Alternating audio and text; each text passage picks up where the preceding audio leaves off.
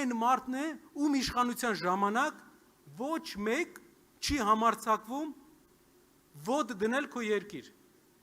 Մեր էպոսի մեջ մաս կա, ասում է առյուծ մերը, զարմով դյութազուն 40 տարի իշխում էր Սասուն, իշխում էր ահեղ եւ նրա օրոք հավքն էլ չէր անցնում սասմասարերով։ Այսինքն հավքը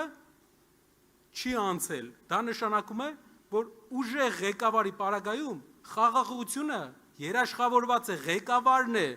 խաղաղության երաշխավորը, թույլ ղեկավարը բերում է մեզ պատերազմներ, որը մենք տեսել ենք 3 պատերազմ 7 տարում, մեր ղեկավարը երկրի դրսում խելոք է, ինչ ասում են իր հիմնական կրեդոն, ասեք անենքն է դրսից, ով դրսից ինչ ասում է, ասեք անենք, անում է գալիս, ու մի քիչ պարզեցնում եմ, բայց մեծ առումով դա է, իսկ ներսում ուժեղ ձևացնում է, թե ուժեղ է և բանտարկում է իր ընդդիմախոսներին, իսկական ղեկավարը, դա նա է, ով դրսում ուժեղ է, դրսում քեզ պաշտպանում է, ինչ ասում են, հակառակն է ասում և բերում է դրան, որ համաձայնվեն իրար հետ առանց կոնֆլիկտի,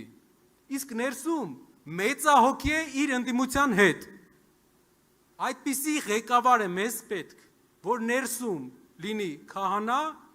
դրսում գիտեք ինչ։